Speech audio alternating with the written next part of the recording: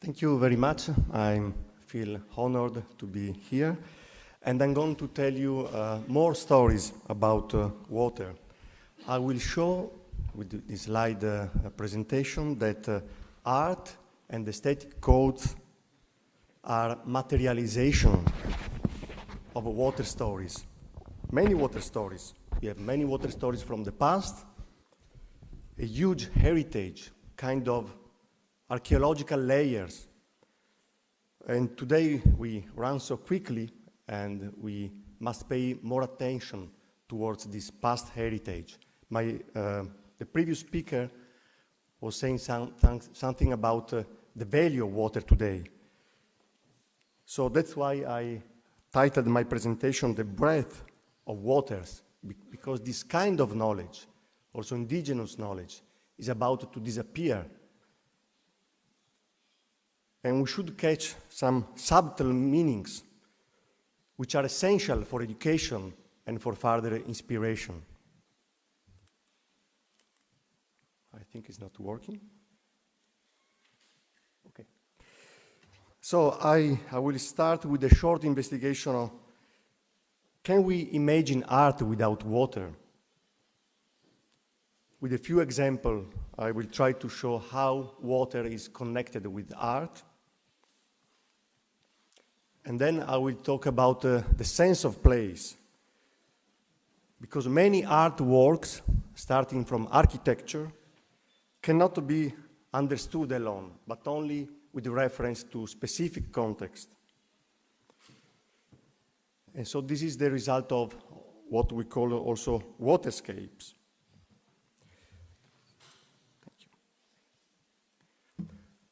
I will show then how particular aesthetic codes generate particular forms of art, and so this form of art reflects specific water words, what we can call water words, that is, specific perceptions of water, as we saw in Burkina Faso.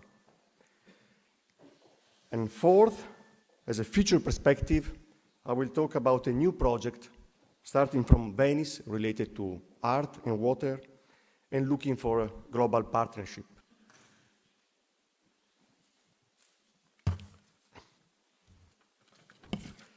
So this is a kind of rhetoric question, we used to say.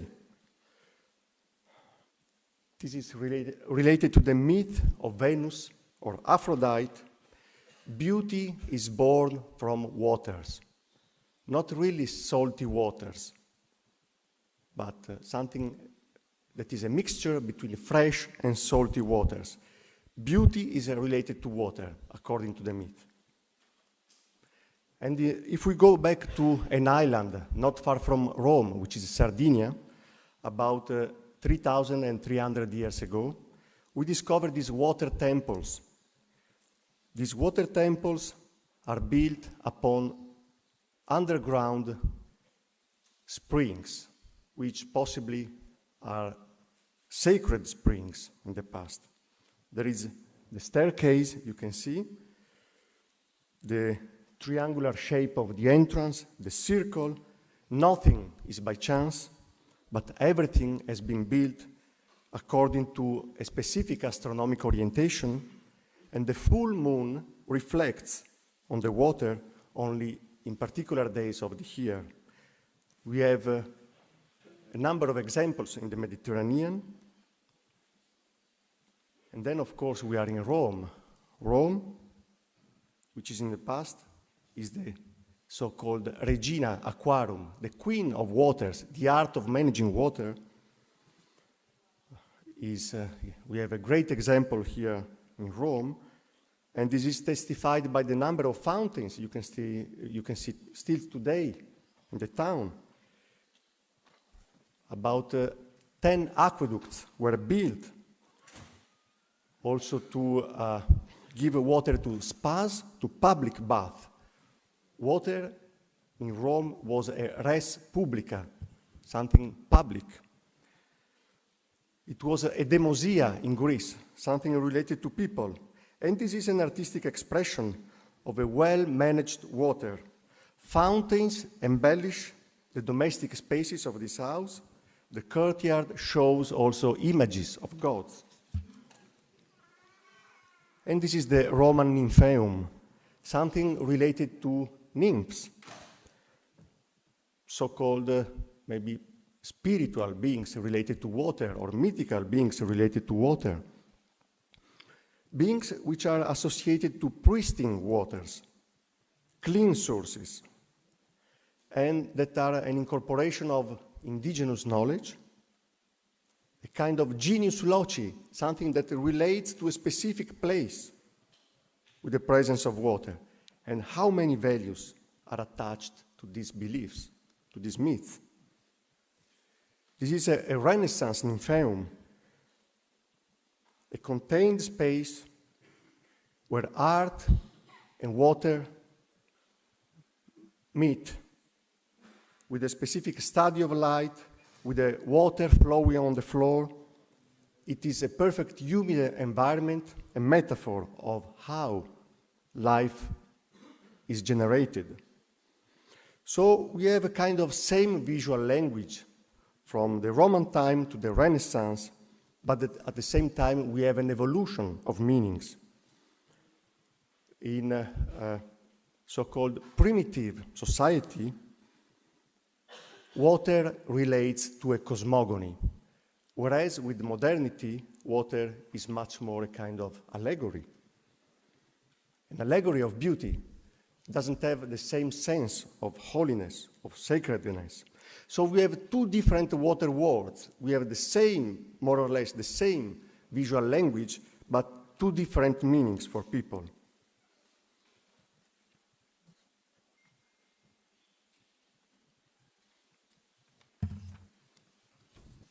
And what about the paintings? Of course, paintings reflect the importance of water in the art. In this sense, you can see the image of Narcissus, which reflects himself in this water. Water is, in a sense, a way of initiation through water, and is connected also to the nymph eco, a Greek word from which environment derives. And again, we have another image related to water, even though we don't see water here. This is a painting of Piero della Francesca, the Madonna of Childbirth, 1455, where again we see maybe one of the most emblematic and mysterious of expression of matching different water worlds. This painting was depicted in Monterchi, Santa Maria di Momentana, a place where archaeologists excavated, and we have thousands of years of history relating to these religious beliefs. And possibly the unusual way of depicting the Madonna as it is in this painting relates also to these different water worlds.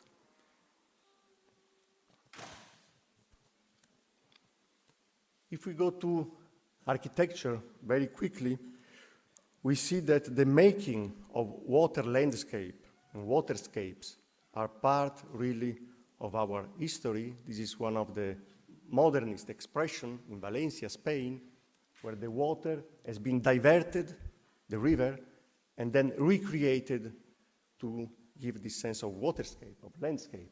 But of course, we have a very long history of architecture related to water. Here we are in Morocco. The Menara Agdal has the functional value of keeping rainwater, but at the same time is associated to a landscape. Value, but also values. Water is useful for something, but is also part of a landscape. This is important because our tendency today is to keep water hidden, to forget about this history. And then what about Palladios architecture? The villas you can see here. Everything is related to water, to a river, and then recreated inside. Can we talk about an aesthetics of water?